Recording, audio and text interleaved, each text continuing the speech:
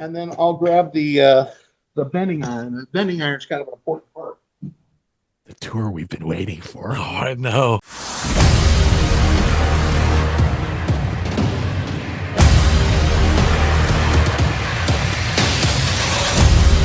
What's up, Hero Stock Nation?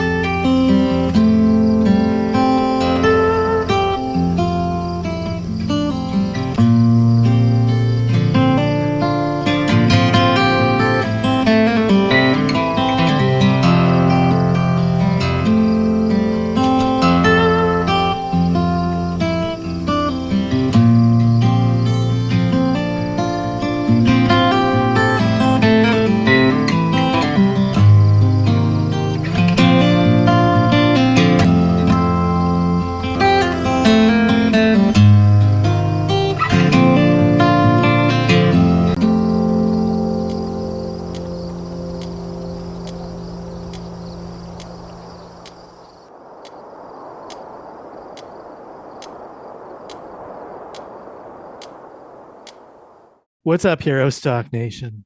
I'm Tom Lamont with Matthew Jones. Matt, I don't know about you. I dream of places to bring my guitar to locations like that near a lake. Very peaceful. Just totally sets the mood for that acoustic guitar. And not just any acoustic guitar, it's a Rask acoustic guitar. Yeah, it's a Rask, baby. I tell you, Tom, I've always been interested in just kind of the inner workings on how guitars are made. And I think a lot of that fascination comes from being able to kind of have the stress of the day melt away when you pick up a guitar, and especially to be able to play it like we just saw. Oh, that's the ultimate goal. So I am so excited to talk to our guest today about just how he makes these. Absolutely. Well, tonight we'll be talking with master guitar luthier and maker of the Hero Stock guitar, Robert Rask. Now, I've gotten to know Robert over the last couple of years while he was building that beautiful custom electric guitar for Hero Stock 2024. Attending a concert event in Anaheim with him where a number of his handcrafted acoustics were featured on stage as the bands and musicians played them. And I've even had the opportunity to sit down with him on a podcast where he shared a number of heartwarming and interesting stories. Let me bring on Robert right now. Robert Rask. Hello, my friend. Hello, thank you for having me on. It's wonderful to see you again. It's been at least a couple of years, it seems, behind the microphones. Sure. I know with the passing of time, you have been involved with not only some exquisite guitar making, but also projects that I'm hoping that you'll share. I know that Jason's been tapping me on the shoulder and saying, make sure to ask Robert about that project. And that was like several months ago. So we've got some questions for you, and we're Sounds great. looking forward to having you talk about them. So what you been up to? First of all, let's just before we get into the formal questions. Yeah, no, things have been good. I'm really grateful that I get to do what I do. I literally have one of the coolest jobs in the world, and it's just fun. And I get to work with amazing people, and I get to do something that I really love and I'm passionate about. So that's super fun. But yeah, things are just kind of moving along. I mean, new website, that's kind of fun. But lots of new orders coming in, so opportunities to work with different artists and build different guitars. And that's really fun because every one of them that I'm doing at this point are handmade by me. I mean, I have an apprentice here that works with me, but I don't have any employees or anything. So it's just a one-on-one experience, and we get to dig deep and get into the meaning and the sentiment, and that's really kind of what I focus on, really. And so yeah, it's been a lot of fun. A lot of new guitars in the works, and it's just good stuff. Okay, so now that we have some idea of what you've been up to, and we didn't really touch on the video that we just saw in that Sure. area on the website, maybe you can kind of help us understand, first of all, what was your role in all of that, aside from that beautiful guitar and the beautiful scenery that was behind it, Sure. gentleman who's playing it. Who is the artist? Okay, that was Jimmy Stewart, and not to be confused with the actor. It's a different Jimmy Kind Stewart. of figured. He's he's one hell of a guitarist. I mean, he's just so good. And that was a really cool story, cool experience with Jimmy. That guitar, this was quite a few years ago that we made that video, and it was one of my first like big experiences with one of my guitars. We took it to Nashville. I met Jimmy there. Really kind of a cool experience with it. So what happened? First off, I have to tell you a little bit about the guitar. I know the video kind of had a little bit of information on there, but it's made from, well, first off, the name of the guitar is called the Sleeper, and it's kind of a dual meaning name.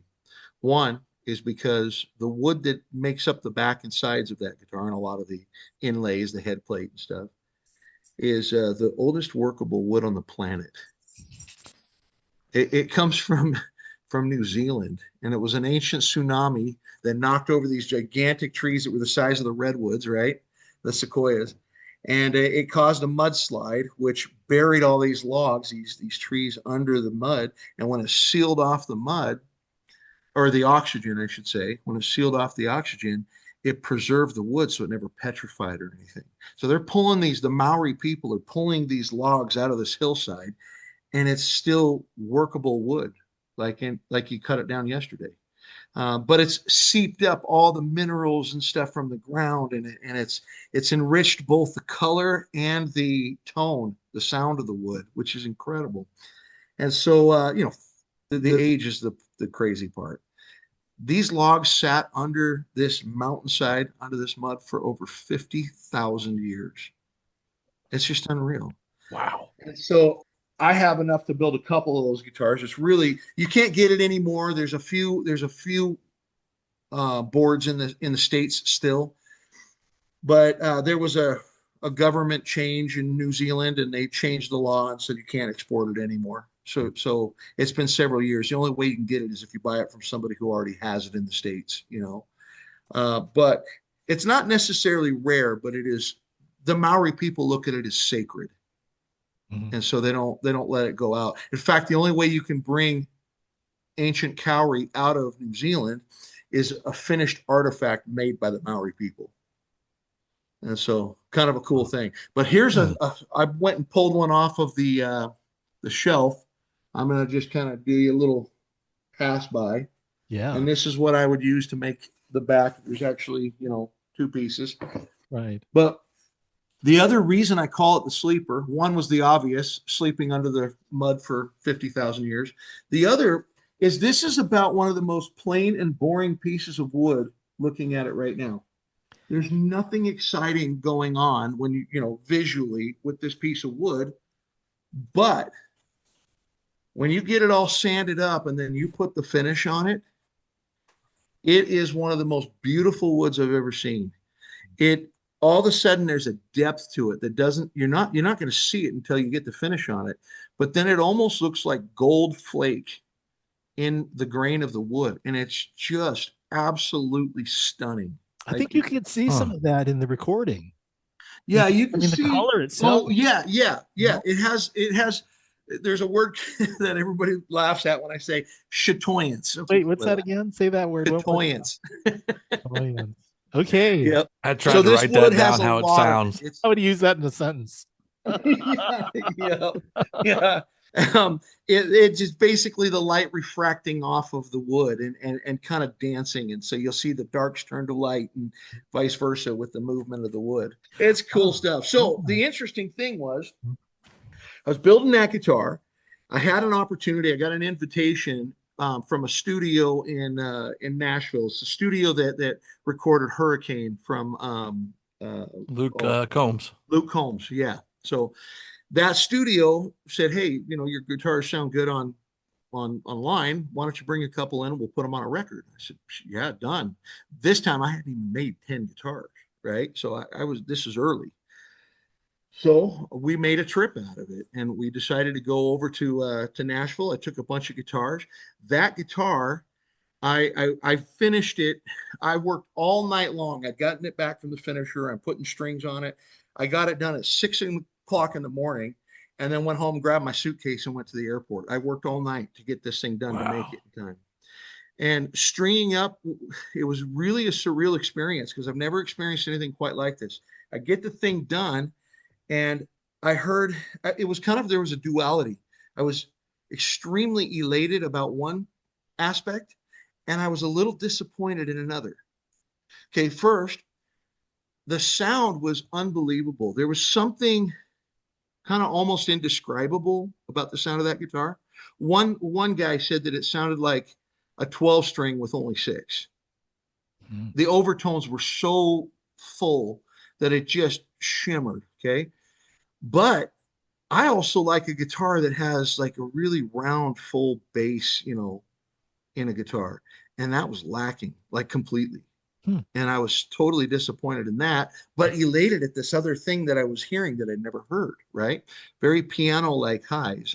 And so I get the thing done. We go to Nashville, and I'm in the hotel room, and I'm getting ready to go to the studio the next morning, and I almost left that guitar in the the, the hotel room because I was like embarrassed. It didn't have enough bass. It was like Oh, I don't, you know what I mean. It was like I'm not purposely sure. left it there. That's a So, but thing. at the last minute, I'm like, hey, everybody likes something different. What rings my, floats my boat might be different for somebody else. So just what the heck?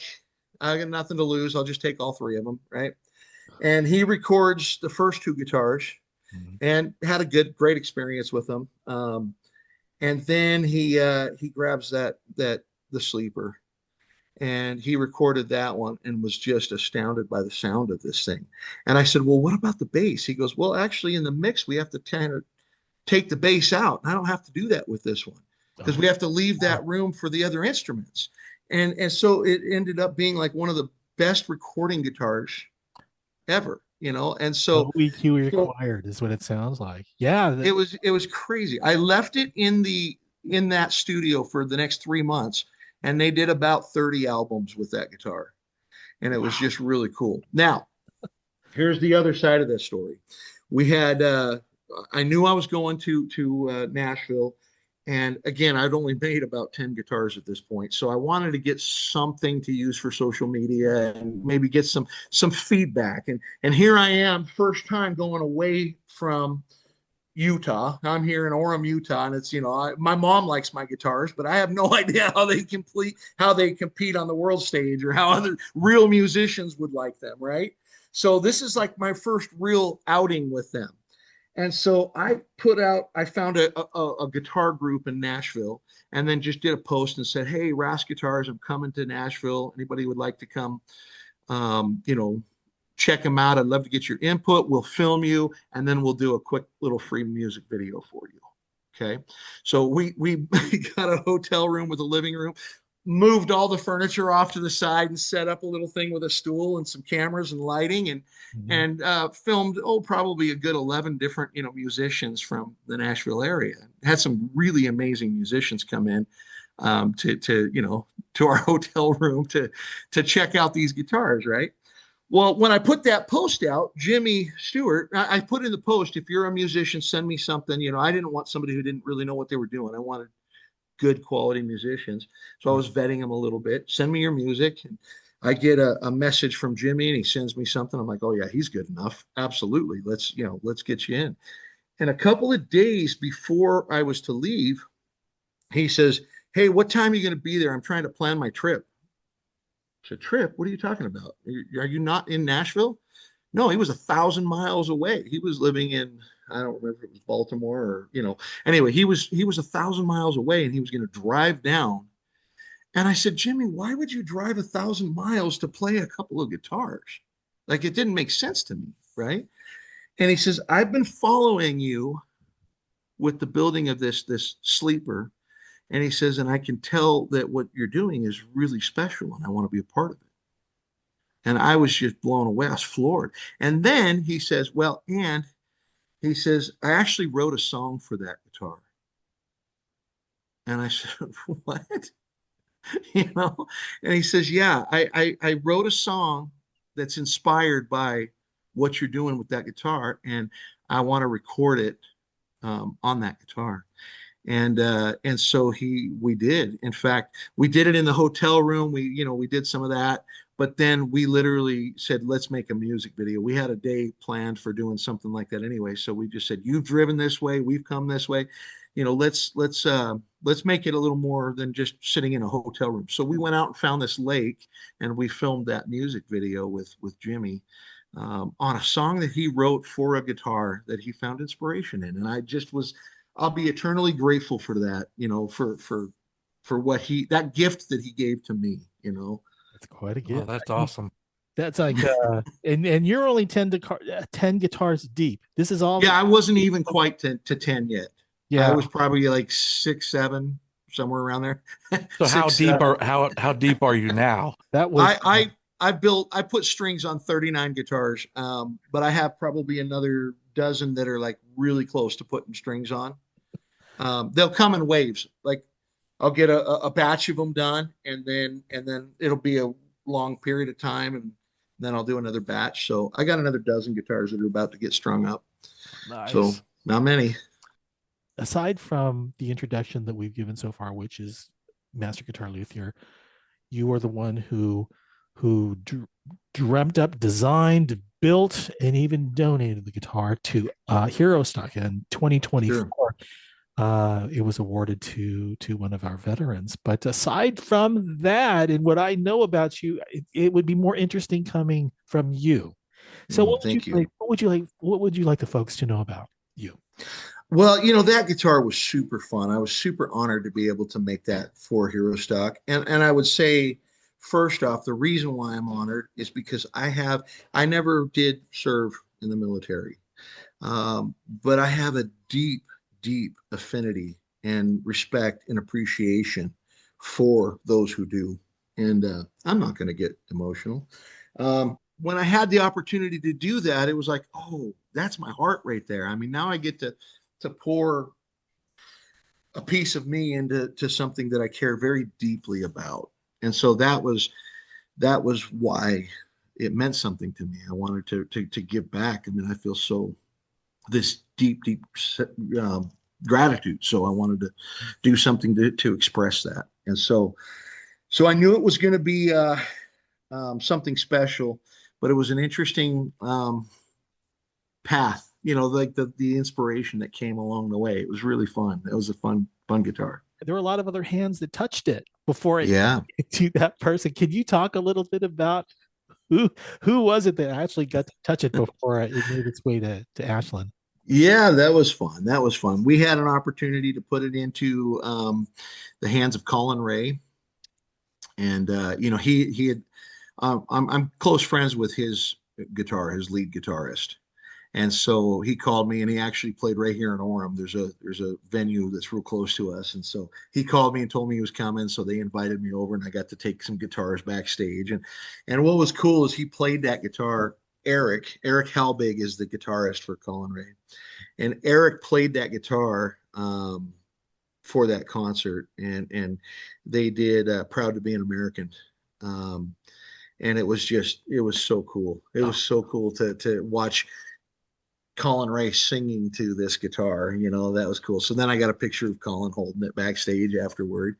And then I had, we had another event that some friends of mine are a part of, and they do this really cool Millennium All-Stars.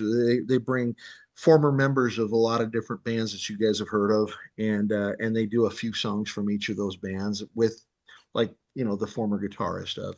So we had, I think that night we had guys from Puddle of Mud. We had Nathan December from he played in REM for a while, but he was also in the Goo Goo Dolls. And then we had let's see, Jared Bettis was there from One Republic. Um, Kenny Harris from Panic at the Disco. Boy, I can't remember all of them. There was a bunch though. You're naming all the Kevin bands I Cadigan. listen to, bud. Yeah, seriously, yeah, it was so cool. So yeah, Kevin Cadigan from Third Eye Blind, Murphy Cargus from Sugar Ray, There and was so too, right? what's that? There was a tribute to one of the artists who had passed as well too. Yes, yes. Charlie Colleen, he was the founding member of Train. He was the bassist, but he was more of a guitarist and wrote songs on guitar. And he was a close friend of mine. He was the one that introduced me to that group. That's how I got to know all those guys. Wow. And I had made a guitar for him, a trip. Well, he ordered a guitar from me, and then had a heart attack and died while I was halfway done with it. Wow. And so I finished it in tribute to Charlie. So that was they were doing a little bit of a tribute to him that night. It was It was on cool to stage, have that. right? It was on stage. Yeah, it was. And in fact, I think it was the night before that. I don't remember if if that was the same time that we did his memorial service or not, but we did do a tribute to him that night. Mm. I was there. I remember. It was It was so fun. phenomenal evening, and to know It that was. your guitars were featured on stage with the musicians made it that much more special as well. What an honor! Oh, thank you. And I get to hold it too, by the way. I got to hold that guitar. Actually, Yeah. you handed a whole bunch of, here, hold this, hold this, play that. It's kind of cool. Yeah. Yep. That was a fun night. Wonderful evening. Yeah. And I appreciate your help that night. Oh, my pleasure. Anytime. For sure. You talk about the different woods. They're not like what we, guitar players who are out there gigging, at least, I can speak for myself. I'm going with what I can, say, I like the sound of this, and not really touch the ones that are with the exotic woods and all, although Sure. in those moments. You also talk about, traveling with all of these guitars to these different locations so others can go ahead and use that, which to me is like, oh my goodness. Anaheim, California, that was just remarkable. But let me read something off of your website, because this is kind of going to set the tone for what I'm hoping that you can talk about next. This is a quote from your site. I've come to believe that music has the power to heal, to elevate, and to tell stories that words can't. That's why I build, not simply to create guitars, but to give life to instruments that carry weight and meaning. Guitars built for those who want more than an instrument, for people who believe that what they hold in their hands should remind them of who they are, where they've been, and what they're becoming. Mm. My last conversation with you really went far beyond, here's the type of wood that I use, or these are the things that I do that everyone else does, but these are the things that I do that no one else does. So I just wanted to go ahead and read that, because you have a very unique approach when it comes to building guitars. Maybe you can kind of share some of your experiences with how you approach building guitars. Thank you. I appreciate that. So yeah, look, everybody's been through hard times, and so I'm not special. In fact, mine would pale in comparison to probably anything anybody else goes through. But my difficulties, my lows, well, then compounding that with poor choices that I made afterward caused me to spiral, and so I got to a pretty low place, and I found healing in playing the guitar. I got to a really low to where I really believed the world would be better without me in it, at one point. And I know a lot of people find themselves there from time to time.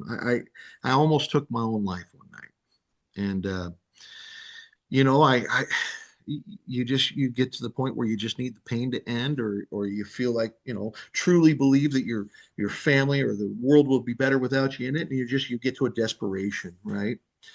And so I do know what it feels like to be at that point, and that's not a fun place to be. And I really understand that, that's a tough thing for people. So, and I would say, and I feel that it's important to say at this point, if you are listening to this and you are hearing my words right now, hold on. You have no idea what is coming.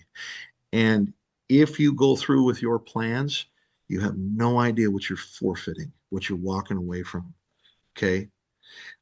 Because now, I mean, 20 years later, I have the benefit of hindsight. I'm experiencing the most incredible fulfillment, and it's just surreal. And I'm building these inspired instruments and putting them into the hands of inspired people. And so, touching back onto that, I feel it becomes the responsibility of anybody who's been through the darkness and not only survived, but learned to thrive, to turn their light back to the path, to light the way for others to find their way through. Amen. And that becomes like kind of my marching orders, or like the wind in my sails, if that makes sense. And so when I'm building and I'm approaching a build, I want to pack that thing with as much intention of love and purpose and meaning and sentiment into that guitar, because that thing, and by the way, I believe it's alive. I'll talk about that in a second. But that thing is now going to become one with the artist who's going to use it to light the way for other people. And I'm in awe of what I get to do, because it's co-creation. I get to take the most beautiful, amazing materials that were already created and hidden in trees all over the world. I get to make something new with them. And that's a co-creation thing with a higher power. And then I get to hand it to somebody who uses it to do something even more impactful and more, meaningful. They get to create the power of music, which can lift and heal and inspire, and literally, in some cases, save lives like it did mine. And so that's what that is summing up. That's the meaning behind what I do. It was around that time that I picked up a guitar for the first time. I'd never strummed a chord, and I learned. I bought a $300 guitar, brought it home that night. I bought a book, and I learned an A and an E, and I played them back to back, back and forth, and I wrote a song, and it went to number one. No, I'm kidding. It didn't. Nobody would want to hear it. It was horrible. It was not I don't even remember. You said the moment I strummed that guitar, I was yeah. But it was really a healing moment, because for the first time, I'm able to get all this pain and emotion that had been trapped inside of me and was being crushed by, and now I'm able to get it outside, and it was cathartic. And that was the moment that the direction changed from spiraling to climbing into the light, if that makes sense. Mm-hmm. And being a lifelong woodworker, and then looking into this thing going, ooh, that's made out of wood. I wonder if I can do that. How long had you been working with wood before discovering the fact that I could play with guitars too? Sure. I started woodworking at 8 years old. I mean, I just always been passionate about making things, and wood was always a really warm medium, and I loved creating with wood. I found a deep passion early on for the exotic woods that are all over the world. There's some just amazing woods, the colors that you find and the patterns and the grain and stuff when you cut a tree open, it's unreal. So that's always been a part of my life. And then, it wasn't until, and that was 18 years ago that I had that experience looking in, but it took me another 10 years before I really built my first guitar. I started studying and looking at it and building up the nerve, to try to do something like this. And so, yeah. What was the first one like when you, first of all, the experience of pulling the materials together, going through the building process, and then the end result? What can you say? Yeah, that was a really cool experience. Okay, look, I'm going to tell you, it looks like a first guitar. It does not look like what I built today. Okay. But it was a surreal experience because I spent a year and a half, almost 2 years building that first guitar, and had to come overcome obstacles and fix mistakes, and I really had no idea if I was even going to succeed at this, but I just kept trudging along. And the day I go to string it up, I pulled the strings out of the box or the package, and I had a little miniature panic attack because all of a sudden I'm going, ooh, I don't know if this is going to sound like a guitar or rubber bands on a cardboard box. I don't know if it's going to play in tune or be playable. Mhm. Is it, and then the biggest concern is I'm about to put 150 pounds of tension pulling on that little thin Yeah. top on the bridge, right? Is it even going to hold together? Just Did come you feel like you might implode be on me. putting your eyes at risk? It's kind of like, because I know when I have to, Yeah. it's like, oh, it's gonna, Yeah. I was really nervous. I was really concerned. yeah. So I put the first string on there, the low E, and start winding it with one of those little hand winders. And the first sound I hear out of that thing was bringing it to pitch. And I hear this boom as it comes up, and the hair on the back of my neck stood up. Oh gosh. And I went, ooh, I think that's going to be good. So Oh, get all the strings on, tuned up, stretched out, and then picked it up and strummed the first few chords. And it filled the room with the most beautiful sound I had ever heard. And I lost it. I just cried like a baby. It I was got it. it was the most surreal thing I've ever experienced. Yeah, I think what's really cool about this is, saying that you've been, interested in woodworking and building, with wood since you were 8 years old.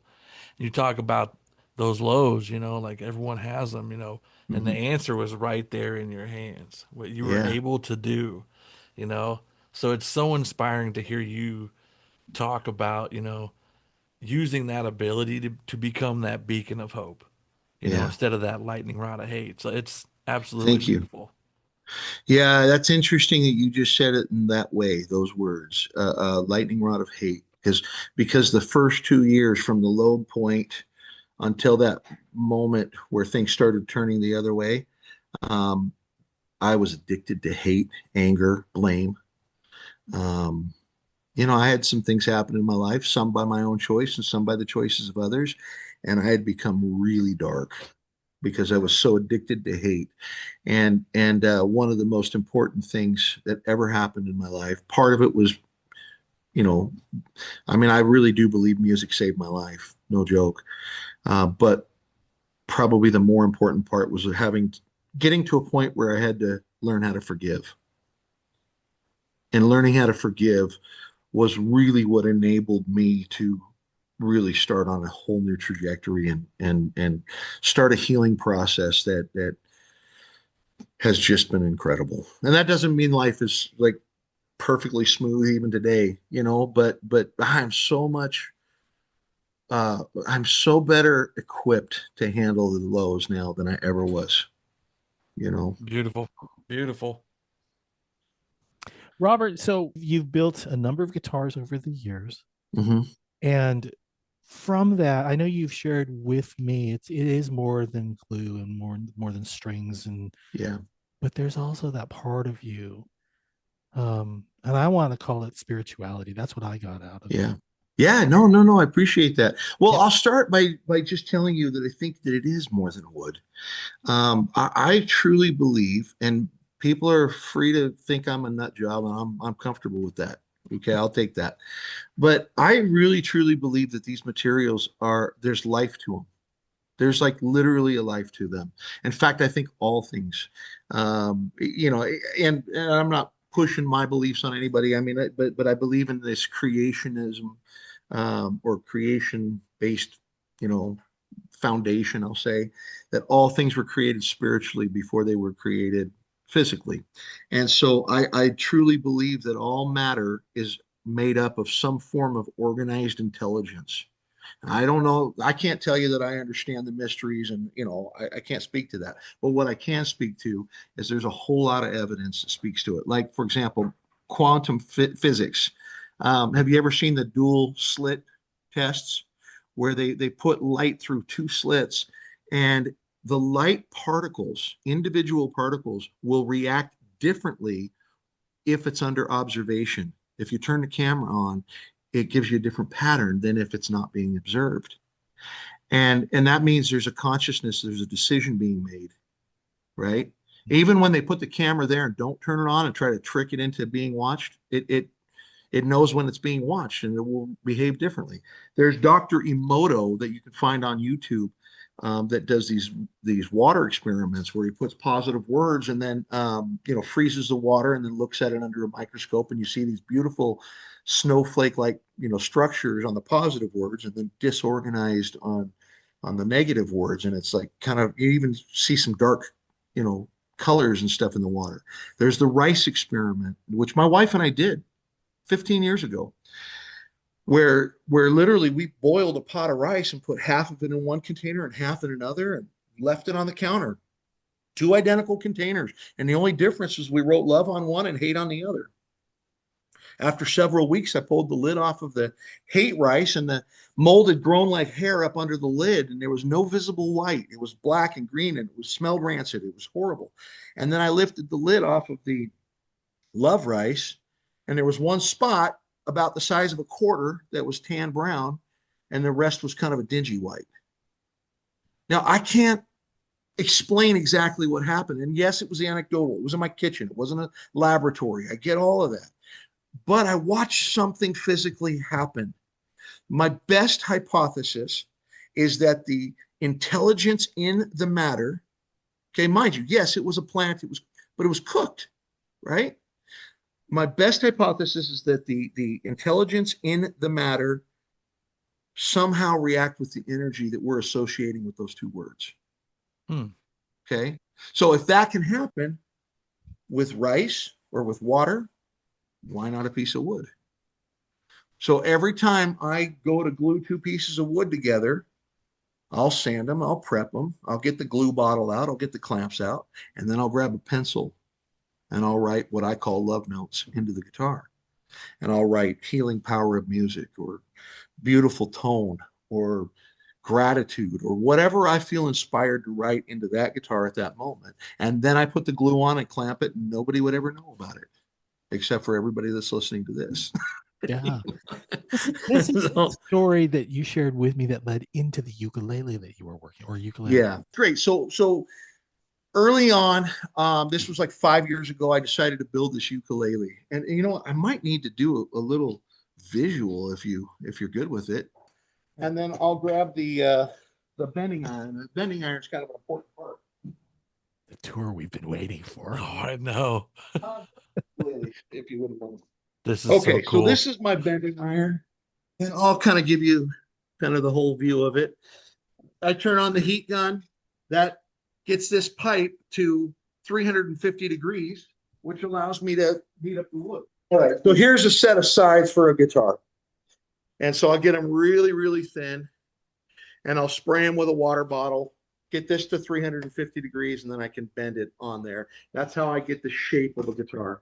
And at the time, 5-6 years ago, I decided to do this ukulele out of Paducah, and I learned something about ukulele. It doesn't like to bend. And so I had these sides really thin, and I got them all ready, and this is all to, I start pushing on them, and I could just feel it kind of resisting and not wanting to cooperate. And I get through the lower bout and then through the waist, and I'm up on the tightest bend on the instrument, the upper bout, and I'm feeling it just resisting. And all of a sudden, snap. That was a little bit of a gut punch, you just, you feel it. Beautiful piece of African Paducah, right? So I get another set, and I thin it down, and I get it all prepped, and I heat it up again, and I spray it down, and I go through the lower bout, and I'm being really careful this time. I don't want to mess this up, right? And so I get to the upper bout and snap a second time, and then a third time. I broke 3 sets of sides. Oh man. What's and the secret? Then I finally got it to cooperate without any cracks or breaks. And it finally cooperated. And there was only one thing that I did differently. And again, I'm okay with people thinking I'm nuts. I talked to the wood. I talked to it. And so I come into my shop on another day. I'm kind of reset a little bit. I had now the fourth set of sides that I sprayed down and got ready. I got them all wet. I got this up to the thing. And as I go to push it together, push it against this pipe for the first time, it was really surreal because as I touched it to this hot wood, there was a puff of steam that came out. And it almost was as if it was screaming in pain as this wood kind of hissed at me as I pressed it to there. And by the way, I'd put some ukulele music on in the shop because I can't help but smile when you're listening to ukulele music. So I put some ukulele music on and I start bending it. And I said, look, I know this sucks right now. It's hot. It hurts. I'm stretching you in ways that you don't want to be stretched right now. But hang in there. Work with me. Trust me. Do you hear that sound? When I'm done with you, I'm going to turn you into something that you can't even possibly imagine. When I'm done with you, you're going to sing just like that. And you're going to bring light into the world and you're going to lift people. Trust me. Work with me. And I did. And I was able to bend this very ukulele, which I still owe to it, that I have to finish it. So I'm about to actually after 6 years. And so it worked. And I'm a little slow on the uptake. I didn't make the connection until years later.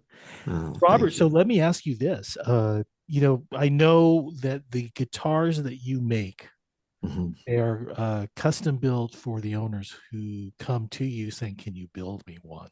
Yeah. How do they describe what it is that they're looking for? And does it go deeper than just, I want it to feel right or play, sound good?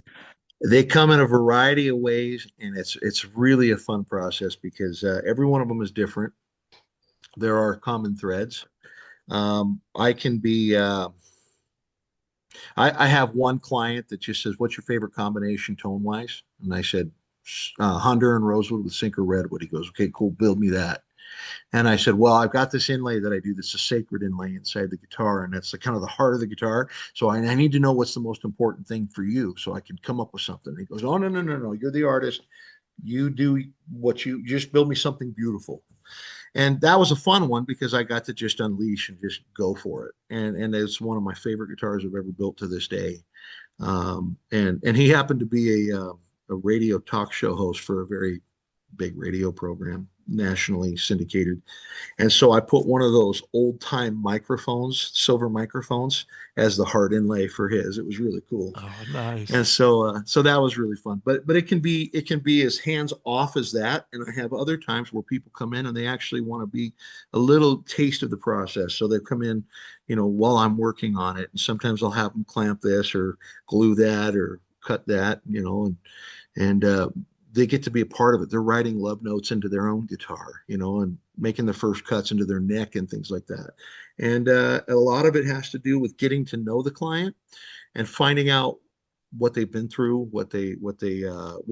what's meaningful to them. Like how can we make this something that's going to really, really connect and mean something to them? So just last week we had Greg Camp in here. He was the original guitarist and sole songwriter for Smash Mouth. So everybody's heard those songs, right? And he's the one that wrote them. And he's such a stud. He's become a really good friend of mine. And he's doing the bog oak, which is 5,000-year-old, bog oak. It's amazing. He had a tree outside of his studio in Nashville that it's like a Civil War era tree. It's been around since, pre-Civil War, and it's pretty famous. There's not a lot of this species left anymore. It's a certain specific oak tree. And so a lot of people come by and take pictures of it all the time. And it's kind of a well-known, tree. And it's beautiful. It's a huge tree. And so he found a branch that had fallen off and had been rotting on the ground for quite a while, and brought it to me and goes, can you incorporate this into my guitar? I said, I don't know. Let's see. I cut it open and I'm literally cutting through bugs. I mean, it was gooey and gross. So I sliced this piece of wood up and it's got bug holes through it. I cleaned all the bugs out the best I could and then threw it in the freezer, Ziploc bag for 3 months to try to kill anything else that might be alive, right? And I'm like, how am I going to use this thing? It's like all punky and like, like falling apart almost, right? So we sliced it up into thin slices, and then I kind of segmented it around, and I made this rosette. Oh, Whoa. And look at so that. that's a Civil War tree, and Wow. all that black in there is all from the Oh, That is like awesome. spalting and stuff that was in the tree. It was just super cool. So it could be something like that. Oh, you're gonna love this one. In the Hero stock guitar, we used a piece of wreckage from an A10 Warthog that crashed in Arizona. That was really cool. That was a neat experience. Greg came into my shop last week and he asked me, "Have you ever worked with glass?" No, why? What are you thinking? And he told me this beautiful story where he, right after 9/11, Smash Mouth went down to New York and did a concert at a local venue to play to the first responders to kind of lift their spirits, right? And it was kind of a surreal experience. He was playing to a lot of not just the first responders, but families who had lost people, right? And they're there, and it was kind of the surreal thing. And then sometime after that, they knew the fire chief in New York. And even though the ground zero was kind of blocked off and like not open to the public at that point, this fire chief walked him and a couple band members and a couple friends down into the holes, right? And he said it was the most surreal thing because they're down there and they're all having conversation. There's jackhammering and working and stuff, and then every once in a while, it would just go dead silent, and everybody would stop and look, and that was when they were bringing another body out, and it affected him for the rest of his life. I mean, it really impacted him. He says he still to this day has that smell of death in his nose that he can't get rid of. And while he was there, one of his closest friends, who literally just passed away a few weeks ago, reached down and picked up a little piece of glass. It was from the trade center. And he says, "Can you put this into my guitar?" And I said, "What if we were to put a hole through the headstock and make a window through that to represent, that event?" And he got emotional. He says, "You can do that?" And so, yeah, we can do that. So this is the piece of glass from the World Trade Center, and it's thick, it's big, it's gonna go all the way through the headstock. And what's crazy, I mean, I don't know how well you can see it, but there's still dirt yeah. in there, you know. And so, yeah, I got the glass artist for Disney that's gonna come and cut this up for me so I can put it into his guitar. So can I Yeah, ask you? I know we're coming up on the top of the hour here. I just am curious about some of the guitars that I've seen you post online, sure. and it's kind of like, but wait, what's the story behind it? Any chance you can share one or two of the guitars Sure. you built, and maybe you can give us a little story behind it? Yeah, this one right here is the very first nylon string that I've ever built. Has no strings right now because we're just getting ready to put the finish on. Tonight, actually, after this, I'm doing the final sanding and then masking it off so that we can put it in the booth. This one's really fun. What's really cool is if you look really really close at those rings around the rosette, Yeah. that's sand from different beaches from all over the What? world. So this Oh, darker one is a beach where he baptized his daughter. This ring is a beach in Hawaii where he and his family went on a surf trip together. Okay. Then as you turn it around, the sand that this No. guy's standing on, that's from a beach in Costa Rica. No, no, Peru, where the longest continual wave in the world is, right? And this crushed coral from Hawaii, and then this piece of Port Orford cedar, that little what makes up the surfboard, is actually a leftover chunk of wood from the surfboard that he and his sons made together. Oh, And so, That's so that was yeah, super fun. so was definitely that can. sea turtles for inlays? Yeah, yeah. On there, we've got Oh some my gosh. abalone honu, sea Oh, turtles, and yes, this first slotted, headstock because it's the first nylon string. And then what's really cool, I'm going to pop this neck off because it'll be easier to show you this. The heel cap, this part right here that goes on here. He comes in one night and says, hey, let's just do a piece of bog oak, which is what we used for the fretboard. And just, that's a really easy thing. It's the last piece of woodwork, and then we can get ready to finish it.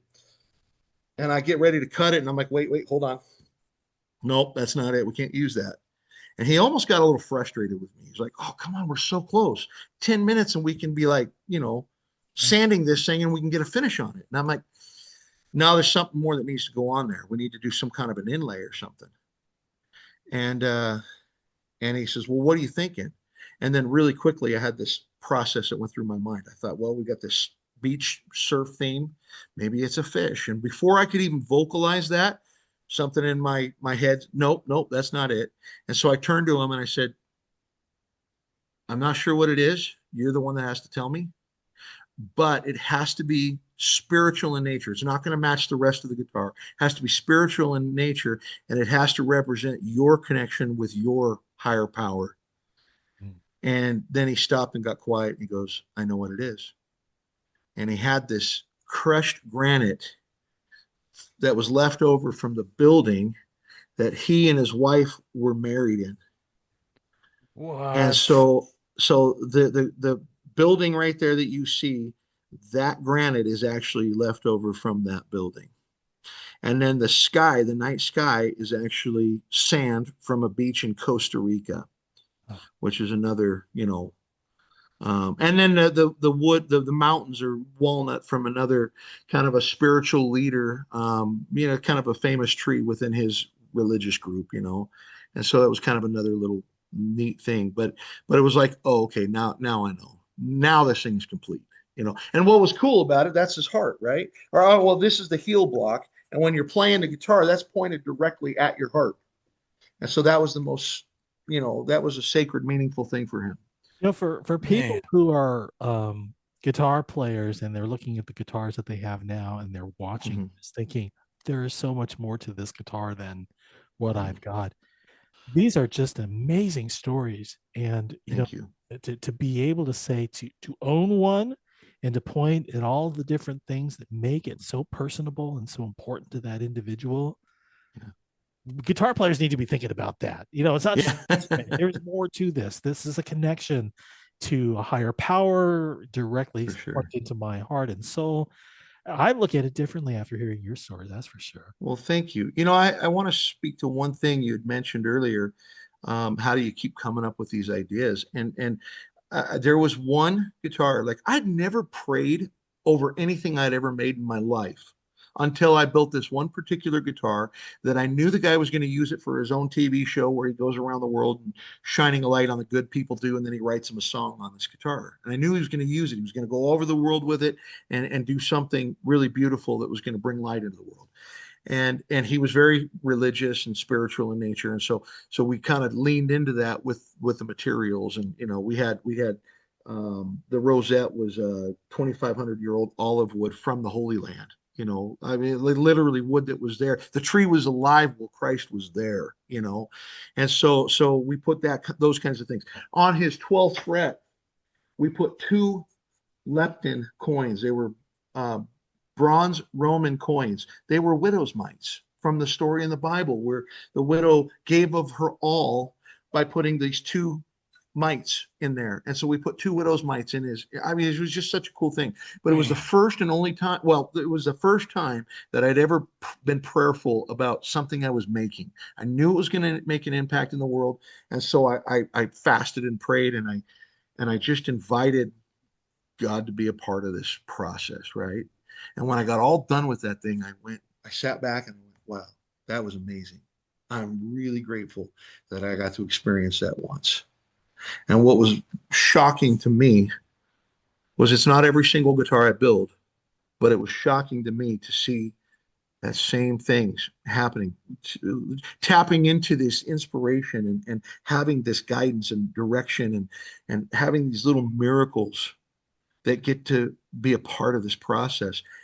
I'm still in awe. For sure. We've been talking with master guitar luthier and maker of the Hero Stock 2024 custom electric guitar, Robert Rask. And boy, what great stories, my friend. How do we steer people towards you to get their guitars ordered?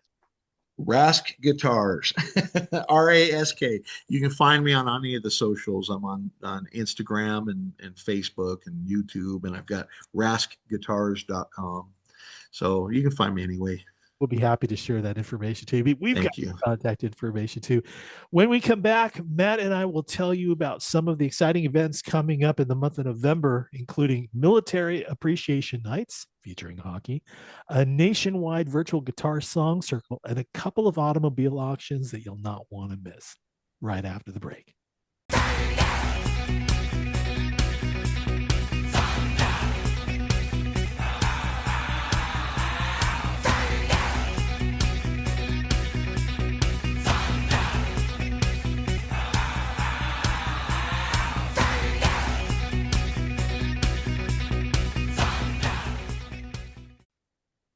Man, listening to those stories, it made me think, I'm so grateful that I get to share this time with you and with Robert and really connect with people who are making an impact. And like Robert said, the people that we communicate with and the people that we work with and we socialize with, we really stand, next to them with that opportunity of being that beacon of hope.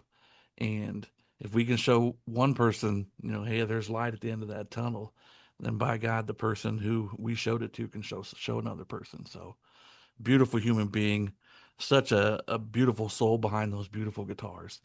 Just an amazing opportunity to be able to talk to him and hear his story. Looking forward to what he's got planned, with what he was talking about, not only with this project that he's working on, that not a whole lot more has been really said about it, other than whispering in my ear from Jason. I'll make sure to ask him about that. Yeah. But, those guitar builds, 39 guitars that he's built, and it's not the quantity, it's the quality, and certainly it's the quality. Yeah.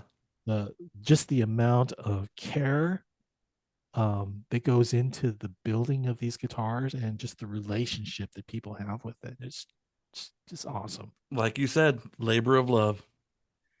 That's true. Okay, so what's coming up in the month of November? Let's talk a little bit about that. If you've stopped by Jason's Facebook page, you're going to notice a couple of hockey games. Both of them are saluting the military. First of all, it's going to be the Lincoln Stars over at the Icebox on November 8th. That's military night.